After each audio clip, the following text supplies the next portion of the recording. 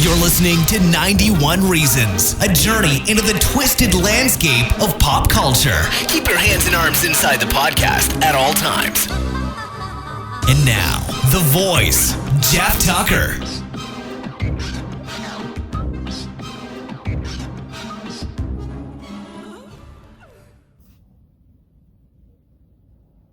Hey everybody, welcome back. It's another car episode. We're now at the other dentist office where Rachel's having her teeth worked on. So I am going to sit here while she's getting her procedure and do an episode because that's a great use of my time. I got nowhere else to go. How many times can you walk around Target? They have nothing to offer. No collectible toys, no anything. How's the light here? It's pretty bad, right? What's this half moon thing I got going here? Anyways, what's been going on? How you doing?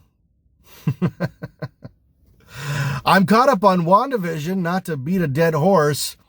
I read all these amazing articles about how great this show is and all the twists and turns that it takes. And I'll tell you what, man, if you like this show, God bless you. I wish I could be you because I do not get the joke on it. It's very tedious. They only move the needle this far every episode, like nothing happens. We're 7 episodes in out of 9.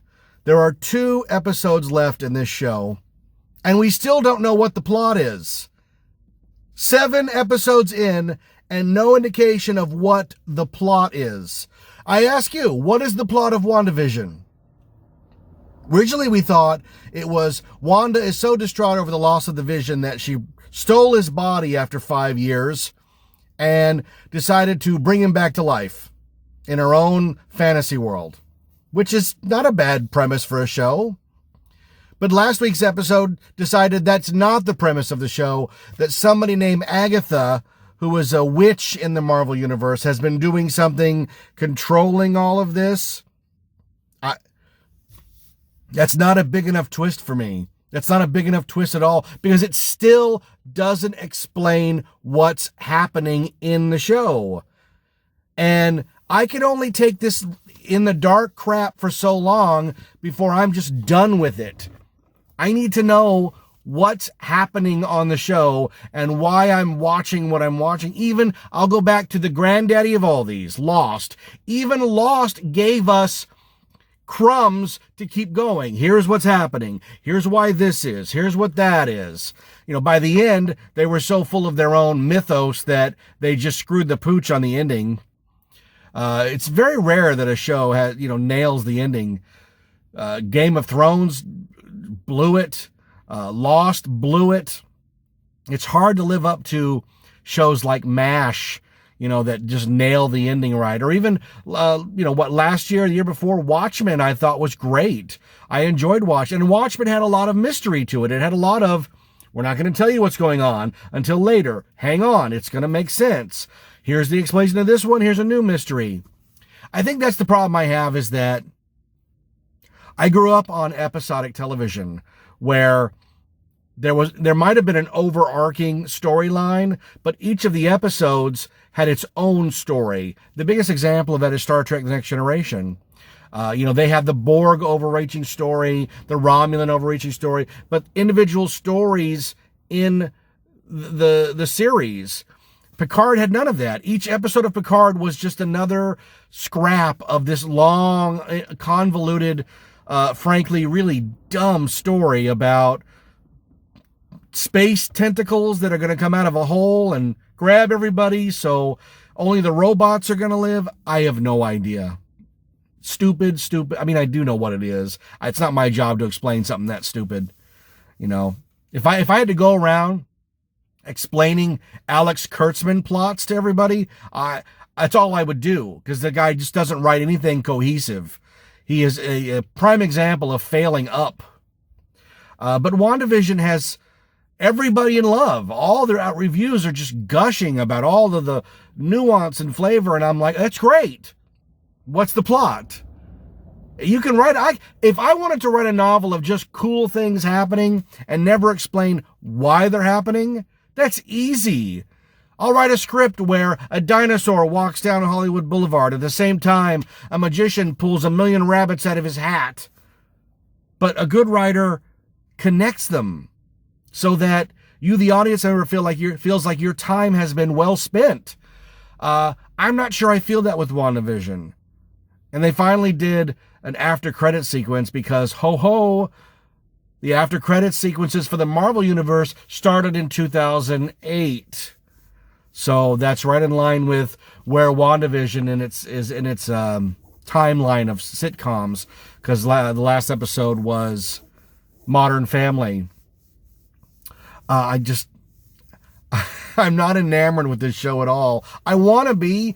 I keep tuning in, hoping I'm going to have this mind-blowing revelation, much the same way I did with Watchmen, the TV show Watchmen, which I watched Watchmen like this with my arms folded. This is going to suck. I'm going to hate this. How dare they not make a faithful adaptation of the greatest comic book ever written? Oh, wait, it's actually very good. It actually has some interesting ideas, and it takes risks. WandaVision is just silliness. It's just silliness. It's like you've tuned into Nick at Night in the early 90s, and it's just one sitcom stacked on each other from different time zones, different time eras. And it's not... Here's the thing. They're going to end up explaining what Agatha's deal is, why she's doing this to Wanda. What is her goal? Is it to get Wanda to say something that she wouldn't normally say, except maybe just to the Vision? Is it so they get the Vision's body they could have already had? That why reanimate the Vision and give him all his powers in this bubble if you're not going to do anything with them? Is it so that they'll make Wanda so agitated that she'll attack the army that's waiting outside? I don't know. I mean, they've already done that. That would have been the finale of the show, where they try to attack the bubble and Wanda says, "You can't take my fake reality away." And then Wanda kills all the military guys, including somebody of great importance. And then Agatha appears and is like, "I meant to do that." I don't know. It doesn't seem like they have anything like that up their sleeve. They hinted in the next preview that Doctor Strange is going to make an appearance. So maybe the Reality Stone or the Time Stone has something to do with all that. But that's such a Ghost in the Machine explanation, in that you can have all of this crazy stuff happen and then wave your arm and go, "It was just a god doing it." That pardon my language, that shit went out in the Roman times, the Greek times, I mean. You know, Doi Machina's older than the hills, and it was retired for a reason. The only time stuff like that, I mean, imagine if WandaVision ends like Time Bandits. Because in Time Bandits, evil is about to take over everything, and God just shows up and goes, No. I can't have all this. This is too much chaos. Let's get rid of all this. And he just, everything gets waved away. But it works in Time Bandits. And it would, Terry Gilliam should sue if Doctor Strange floats in and goes, "It's all back to normal, Wanda." But then, I mean, then you have the tragedy of Vision's dead body, right? And the one time we've seen on the show was pretty startling when he turned and he was all dead. So I don't know. I have theories of where it's going. I've given you a couple. I'll be shocked if they come up with anything that clever. I don't think they have it in them. I think they're so in love with this sitcom framing device. It ended, right? There's no more sitcoms. Now that Agatha's revealed that she has some sort of medieval dungeon under her house, which I thought was the archway in Kosovo where Ultron was sitting on his throne, because that's what it looked like to me. It looked like a scene right out of Age of Ultron. So maybe I'm right. I don't know about that. But what are they going to do at the end here? Maybe something. Hopefully it's something good. But I don't know. I really don't know. I don't think you can bring the Vision back into the Marvel Universe. The guy's dead. If nobody ever dies in the Marvel Universe, then it's not exciting. You have to have characters. I mean, that's what made Game of Thrones so enthralling was the characters you like could be dead at any time. We never knew who was going to make it to the end to sit on the Iron Throne. You know, when they killed what's his name? The Prince, Sean Bean's son, who was supposed to be the big hero. They killed him in the Red Wedding. That's a big turning moment of, oh, anything's possible. The same thing happened in Westworld when they shot Anthony Hopkins in the head. Boy, that show went off the rails. There was a third season of Westworld. It just occurred to me the other day, and I'm like, I totally missed a whole season of Westworld because they simply made it so I don't care about the characters. Why would I tune in for another story arc of characters I don't want to spend any time with? That's unfortunate. And that's not to say that evil characters aren't interesting, because some of the best characters on TV have been the bad guy. The bad guy's always very interesting. But in Westworld, they gave you nobody to root for at all. Well, we'll see how it unfolds. There's 2 more episodes left. I hope they're longer. I hope the episodes of WandaVision are longer. Not that, I mean, I must be a masochist, right? Because I'm telling you I don't like the show, and I'm hoping the episodes are longer. I just hope they take their time and actually come up with something, explain something really amazing, and then wrap it up and, I don't know, have Tony Stark make an appearance. If all the dead characters are coming back, have Tony Stark show up and, you know, in his Iron Man suit, and you do that, the salute like in the Mandalorian when the guy in the jetpack flies by and he's like, I gotta get me one of those. Well, I watched a movie this week. I want to talk about it now that I've got the WandaVision crap out of the way. This is a great movie. I brought it with me.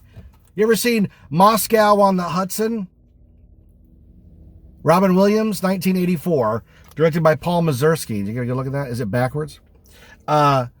This is a strange movie. I picked it up at the thrift store. There's a little tip I need to give you before I get rid of this. When you're at the thrift store and you're looking at movies, because it's what I do. I spend half an hour or longer looking at the movies at the thrift store. The DVD case, if it's solid like this, that means it's probably hard to get movie. And I don't mean valuable, but hard to get. Because these thick cases went out of fashion years ago. When you open them up now, they have that recycling symbol. So that means that pieces of the case have been cut out, and the cases are very flimsy. But if it's a real thick case like this, that means this is from its first run. So I'm always tapping the cases like a crazy person. Hold on, my camera's overheating.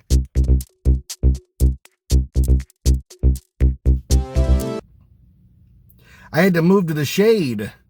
I was sitting over there across the street thinking, well, the light will be so much better. And it must have been awful. Like, I look like David Bowie with that thing on my face. And my phone's never given me an announcement, a notification that I'm overheating. And I was like, I don't use my phone enough for it to overheat. I've seen Rachel's phone probably overheat because her apps are turned up as bright as they can be. It's like, oh my God. But I don't use my phone that much. So anyways, Moscow on the Hudson. Where were we talking about? Talking about the density of the case, right? So I saw this movie in the theaters. It's not an understatement to say that I saw a lot of movies in the theater. A lot. When I was young, and then especially as a teenager, I went to the movies more than anything else. That's what I did. But I was 12, and I went and saw Moscow on the Hudson. And I remember my mental image of this movie. I'd only seen it in the theater, and then when I saw it this week. So I've only seen it twice. But I can remember as a 12-year-old being very disappointed in the movie because it's not funny. It's not a comedy. But it was marketed as a comedy. The commercials are all Robin Williams acting wacky, like he's at McDonald's. You know, have a McThis and a McThat, and he's selling like those glasses with the springs that bop down, and he's like, I sell crazy stuff, and he's basically doing the highbrow version of Yakov Smirnoff, who apparently is in the movie somewhere, and I never saw him. He's like, oh, what a country, you know. But the movie was marketed as a comedy. If you watch the trailer like I did, it looks funny. it's a funny movie. It is not a funny movie. It has moments of lightness, but it's not really a comedy at all. It's a very strange movie. I didn't think they made a lot of these past the 70s. It's basically a 70s throwback film that just happened to be made in the 80s. Where it has to sit squarely because it's about the Cold War. It's about relations between Russia and America to this degree, but only in so much as it's the depiction of Russia that we got here in America that was partially true, and I don't know how untrue it was. The movie was made by Paul Mazursky, who was basing it off of his Russian immigrant family who came to America. And it's a love letter to what it means to immigrate to America. The same way that, what's his name? Barry Levinson made Avalon, which is the same type of movie about immigrants coming to America. That's a great story. That's a wonderful story about, escaping the bonds of wherever you are to come to a better place. And what's interesting about the movie and why I call it a 70s throwback is it doesn't follow film structure. At the 30-minute mark, nothing amazing happens. It's much longer than that. There's no big overflowing plot other than Vladimir, played by Robin Williams, his life. He's not trying to do anything. He's not trying to accomplish anything. There's no protagonist other than the KGB guys at the beginning, but they're not much of a protagonist. They're just they're the catalyst for him to want to leave. But in the movie, he plays a saxophonist in the Russian circus, the Moscow circus, and he lives in a small apartment with a lot of people. His mother, his father, his sister, his grandfather, and they eat around this small table. And the grandpa bitches about the government, and they tell him not to. And he lives this very movie-esque Soviet Union socialist life. And it's why I have always been raised to believe the way that I believe. The depiction of Russia in the 80s is not a pretty place at all. He goes to a line. He doesn't even know what the line is for. And he gets in line to be able to buy whatever they're selling. In hopes it's toilet paper, it turns out it's shoes. So he buys shoes that he doesn't need because he can use them to barter for things in other ways. And he uses them to barter his way onto the trip to New York. Because the whole troupe is going to New York to perform, and it's this big honor. But before they can go, they are given propaganda speeches about the decadence of Western culture and how they can't be seduced by it and how they must be strong Russians and support the Communist Party. And it's all played in a way that you're completely sympathetic for Vladimir and you hate the Communist Party. And that's an easy leap for me because I believe in freedom. And he has a friend, and it's a very, very, very good character actor. He played the same part or the same Russian part in Air Force One. He's been in a million movies, always plays the Russian. Great actor. I don't know his name. But playing against type, Robin Williams is the serious one who plays the saxophone, and his friend is a clown in the circus. You'd think they would have flipped that, but guys like Robin Williams, who rose to fame on television playing a silly character like Mork, always yearned to do something more important. He finally got his Oscar for Good Will Hunting.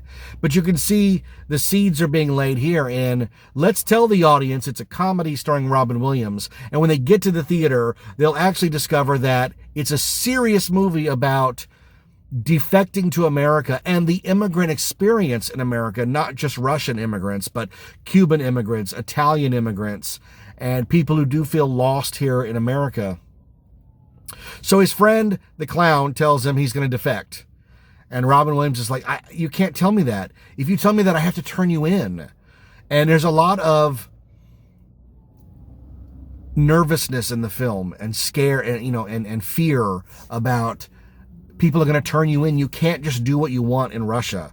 You know, he's got a girlfriend, Vladimir, that he takes to his friend's apartment to have sex with, and his grandfather says things about the government, and it all comes to a head when the KGB grabs him and says, look, you're going to spy for us. We know what's been going on. We know your friend's going to defect, and you're going to tell us what you know, or your grandpa's going to be committed to a mental asylum, an institution. You're never going to see him again.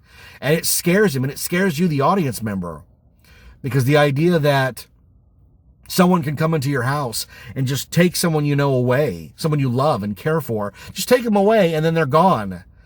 That's terrifying. You say, look, take me. I'll go. Don't take my grandfather. So you see the predicament he's been put in.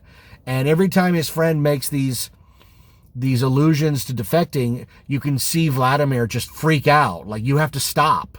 You're going to get us both thrown in jail forever, where you never get out. You're in a gulag in Siberia and you never get out. So when they get to New York, you get a really good montage of guerrilla filmmaking in New York, where they did it without a permit. They just drove around with a camera and they captured New York in 1980, probably, late 82, 83, and just filmed people. And those are such amazing snapshots of life in America. I said the same thing about The Last Dragon in 85. It's great when you have that kind of B-roll footage that can be archived and go, look, movies and TV are one thing and music is one thing, but actual footage of what people lived like in these times, that's priceless. And a lot of the footage of New York in the 80s is really good in this film. In fact, the whole movie looks great, and it's very much a love letter to New York and all of the things you can do. And it's going to fall apart at the end with a little bit of drama. But Vladimir has conversations with people about what it means to be Russian. His English is not so good. And when they finally are about to end the trip at Bloomingdale's, this is where his friend's going to make his stand. He's going to fly like a bird. He cannot wait. He can't do it.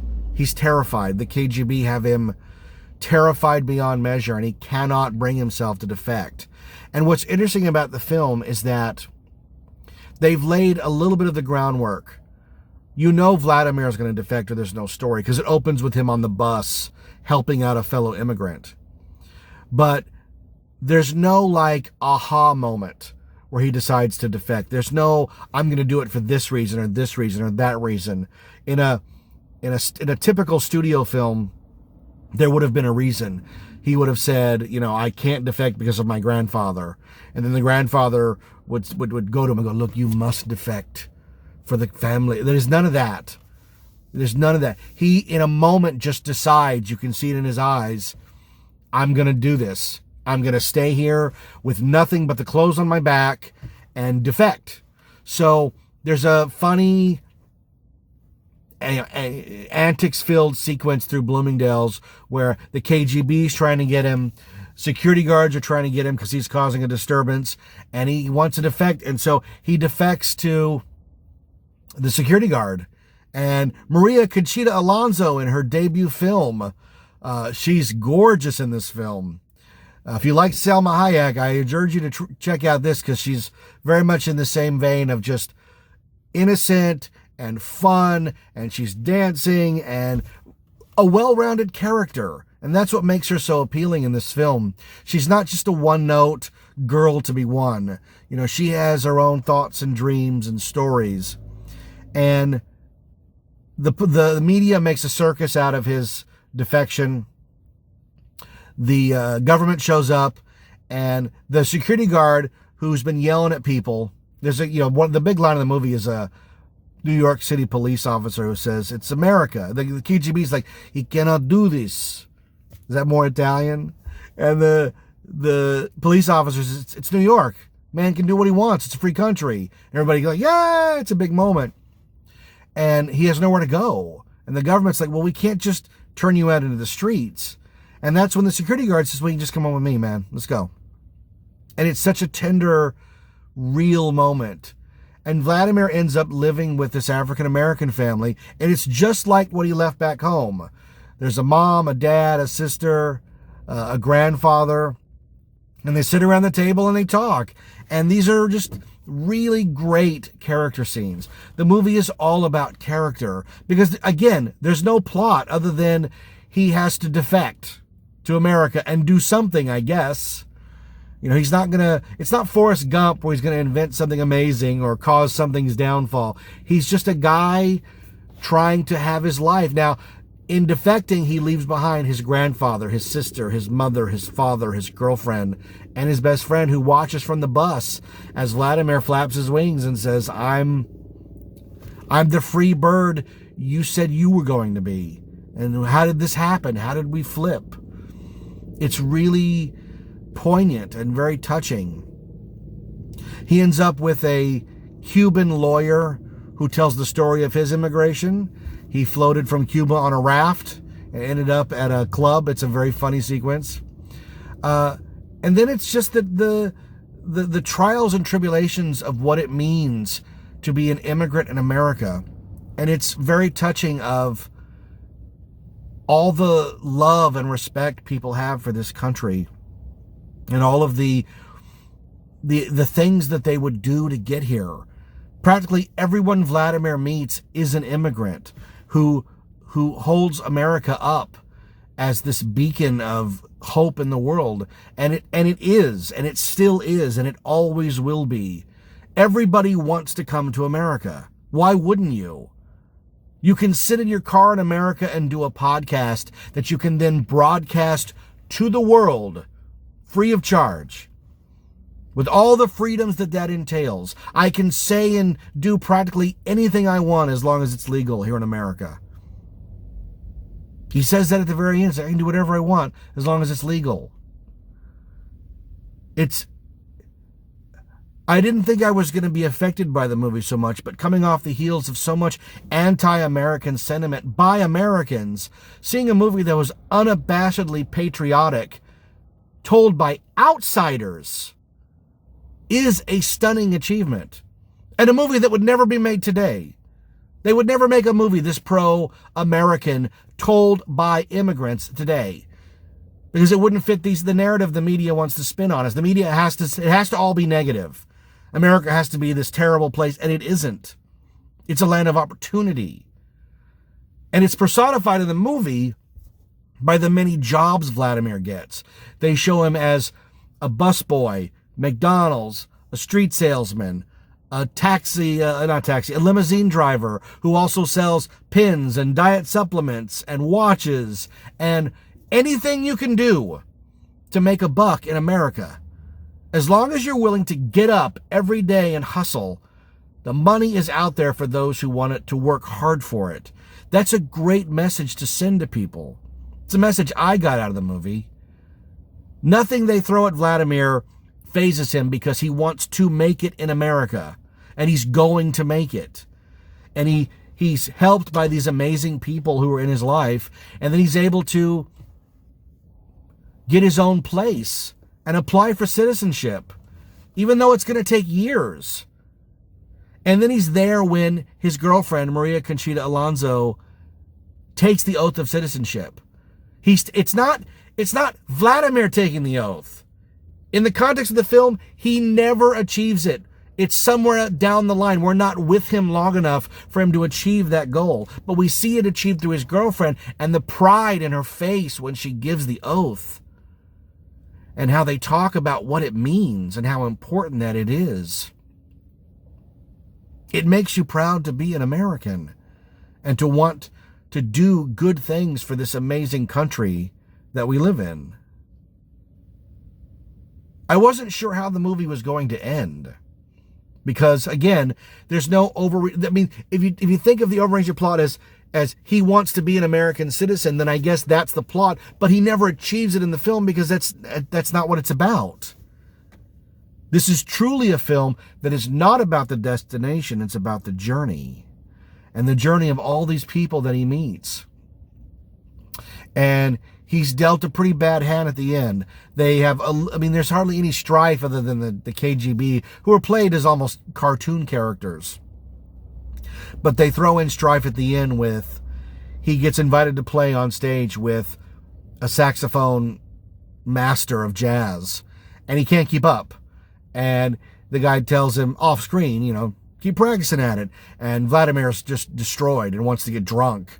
So him and his friend, the one who took him in, Leon, I think his name is, they have a drink on a couch on the side of the street, and his friend confesses to him that he has a kid that he's never met in his life. And Vladimir's like, you have to go. You have to make these relationships count. That's what we have in this world. And the guy ends up quitting his job and going to be with his son. It's really, really good. Vladimir professes his love for the girl and says, let's move in together. And she says no, that she's not ready for a commitment like that. And when he brings her roses, she won't take them. And he says, if I walk out, I'm not coming back. And she lets him walk. And it's very emotional because you think these characters are meant to be together. I should also mention that at 12 years old, having seen this movie in the theater, I wasn't aware that it had flashes of nudity in it, which is not a problem. If you grew up in the 80s, nearly every PG movie had breasts in it. That's just the way it went. But this one is different. There's a scene where he's helping her study for her citizenship test, and they're in the bathtub together, and she's topless. And I've seen a lot of sex scenes in a lot of movies, and very few, if any, look real at all. They rarely look as if the characters, the actors, truly care for each other. But man, the sequence of them in the bathtub was so real, you almost feel like a voyeur, like you shouldn't be watching this. It was played very well. I'm not sure how they got the actors to be that comfortable with each other. I should mention that this film has a full director's commentary, which I may put on in the background while I'm doing something just to listen to, because I would like to get Paul Mazursky's insight on how he managed to get that, because that's a rare thing in a film to get. A lot of actors are just not emotionally involved like that, but God, it looks like they're in love in this scene. It's very, very well done. So he's beaten down by not being able to play saxophone, which is, the guy even tells him, like, you're a classical music guy. You're not going to pick up jazz in a day. It ain't going to happen. And then it's compounded at the end when he gets mugged. He gets mugged by two street thugs, and he gets really pissed off. He's angry at them. He attacks one of them. They still manage to get away. And he says, they looked at me like they were animals. He says that in the movie. And his friend's like, look, man, you got to rely. His friend, it's the Cuban lawyer, because his friend has now left for Alabama for his son. This Cuban lawyer's like, you need a doctor? I'll take you to the doctor. No. Let's go get a coffee. So then almost the last scene is them in a diner having coffee. And Vladimir's in a state. He's high on adrenaline. He's eager to lash out at somebody. And he tries to pick a fight with this very big man across the way, who turns out to be Russian. And they have this really sweet moment of the shared experiences of leaving everything behind to pursue a dream in America. And everybody in the diner is an immigrant. And it comes off a little cloying for a movie that's been grounded in a lot of reality. But I was okay with it, because it was played very well. And you have to wrap up this esoterical story somehow. And the movie ends on some notes where Vladimir receives a letter. A guy visits, and it's a letter from his sister saying that his grandfather is gone. And basically, him deciding he has to move on. That going back to Russia is never going to happen. He's never going to see his family again. And he is now going to be an American. And right before it ends, because I felt like it was, a guy walks by with sparklers on Independence Day, and the camera holds on the hands holding the sparklers against the backdrop of, I guess, Brooklyn. And it feels like the credits are just going to roll. But the movie has one more gift to give. And we see Vladimir exit the bus. And I was like, oh yeah, he was on the bus at the beginning of the movie, so now he's exiting the bus. This is where he was going. You know, like Forrest Gump on the bench. And he's in the park, so he stops to get a hot dog. And the hot dog vendor is the KGB agent. And he says, I have to thank you. I couldn't go back to Russia. You made it so that I would have ended up in prison because I let one of the people under my charge defect. So I became an American citizen. It is this great country. And they have this weird, he's never going to be that guy's friend. Not after he threatened him that way. But an understanding of the decisions that we make and how they affect people and the choices that we make. And it ends with Vladimir writing a letter to his family saying he loves them and that he's an American and that he's free to do what he wants. And what he wants to do is he's going to play the sax at night, and during the day he's arrived at a park where he plays his instrument as a busker and people throw coins, and the movie just sort of pulls away.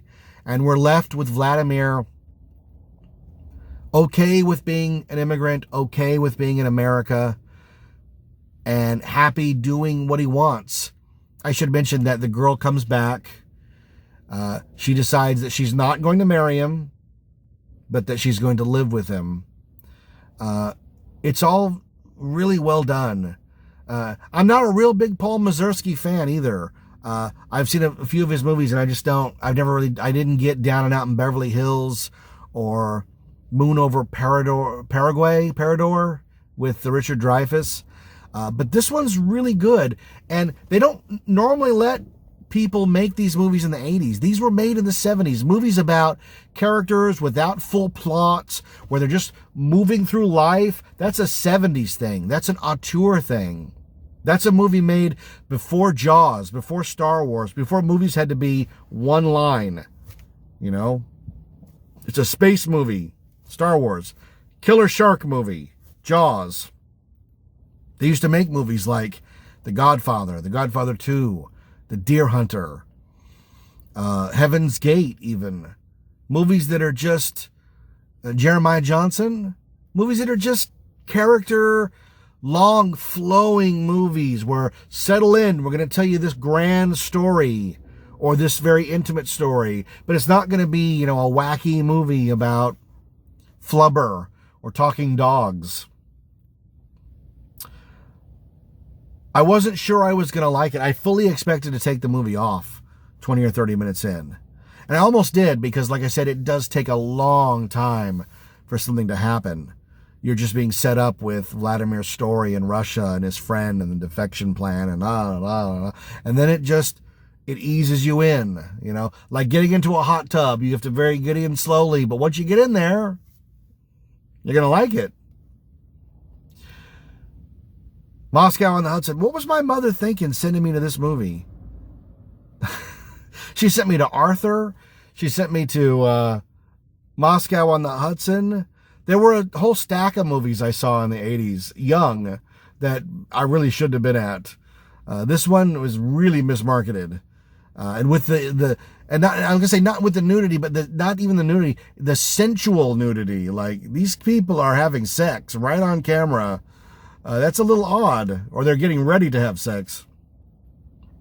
You should check this movie out. It's not bad. It's a pretty good film. And it does make you think about all the hardships that people go through to get here, to want to be here, Even in the last 4 years of craziness, people still wanted to come here. People still want to be Americans in the worst way. I've never stopped being patriotic. I've always been a patriotic. I was in the Boy Scouts. I had all my badges. I went to Jamboree. I haven't really talked about that, have I? Yeah, just a short period. I was doing anything to get away from the drunks. So Cub Scouts and Boy Scouts got me away from the drunks for this amount of time. Well, things are opening up, aren't they? Things are supposed to be getting to some semblance of normal. I certainly hope so. I will continue to do these shows from my car. And I like to do them in one take, but I didn't count on it being so darn hot. With Texas under 12 feet of snow, it's odd to think that it's 80 degrees here. But it is 80 degrees in Texas today, too, so you can't ever predict what the weather's going to be. Isn't that what Doc Brown said? Too bad the post office isn't as efficient as the weather service. I guess he's saying the opposite there, right? Hey, thanks for tuning in. Have a great day, and thanks for all your support of this show as we continue to be 91 Reasons. Thanks for listening to 91 Reasons. Please subscribe and leave a review on iTunes. Find us on Facebook. Is anyone even still listening?